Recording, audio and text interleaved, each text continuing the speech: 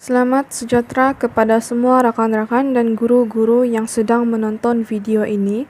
Nama saya Evi Elisandra Wu dari Bilik Kuliah 26, Kolej Tingkatan 6 Kota Kinabalu, Sabah. Video hari ini yang saya ingin kongsikan bersama Anda semua adalah tentang peningkatan harga barang keperluan asasi telah menimbulkan pelbagai kesan negatif kepada rakyat sejak kebelakangan ini. Justru itu, kerajaan perlu mengambil langkah-langkah tertentu untuk mengatasinya. Apakah isu dalam persoalan ini?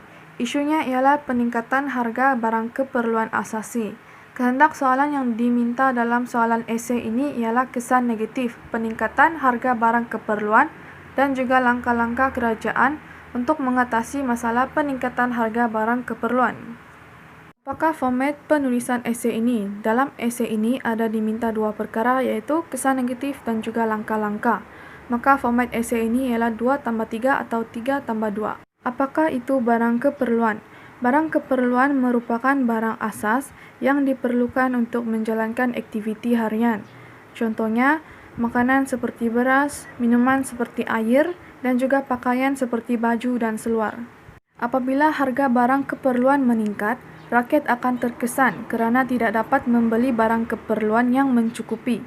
Oleh itu, terdapat beberapa kesan negatif yang rakyat terpaksa hadapi akibat kenaikan harga barang keperluan. Yang pertama, peningkatan harga barang keperluan akan menyebabkan peningkatan terhadap perbelanjaan isi rumah. Kesan ini menyebabkan kuasa beli golongan yang berpendapatan rendah semakin berkurangan kerana tingkat pendapatan isi rumah telah menurun.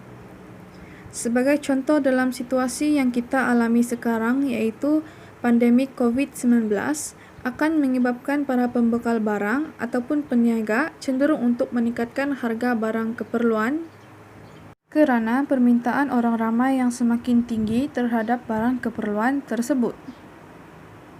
Kejadian ini menyebabkan golongan yang berpendapatan rendah tidak dapat membeli barang-barang asas yang diperlukan kerana kenaikan harga yang dikenakan oleh para peniaga. Kesan negatif yang seterusnya akibat peningkatan harga barang keperluan ialah peningkatan kadar jenayah.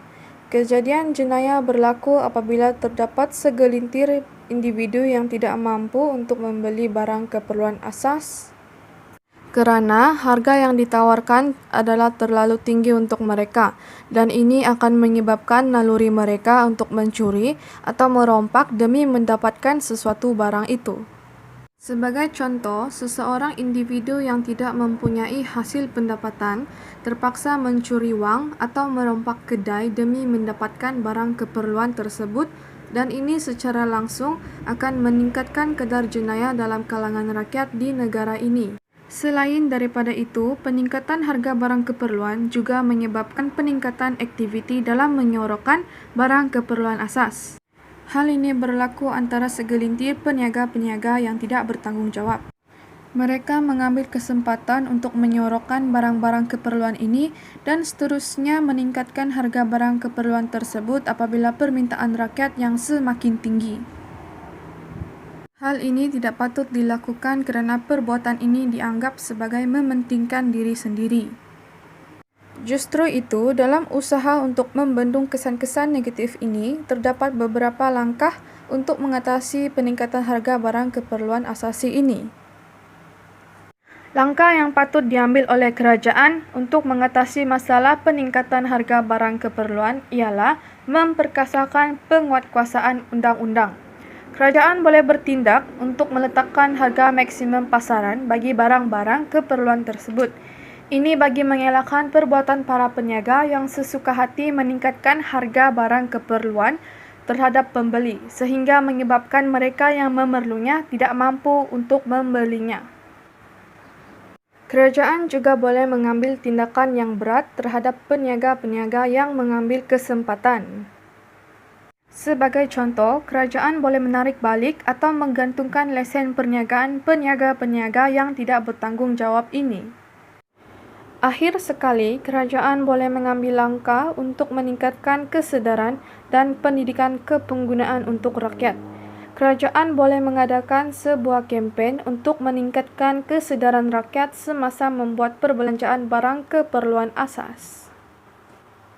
Contohnya, kerajaan boleh berkongsi pengetahuan dalam berjimat cermat secara cekap dan efisien bagi mengelakkan sikap boros dalam kalangan masyarakat.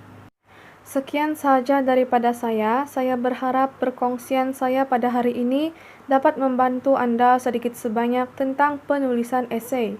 Terima kasih dan selamat berjaya.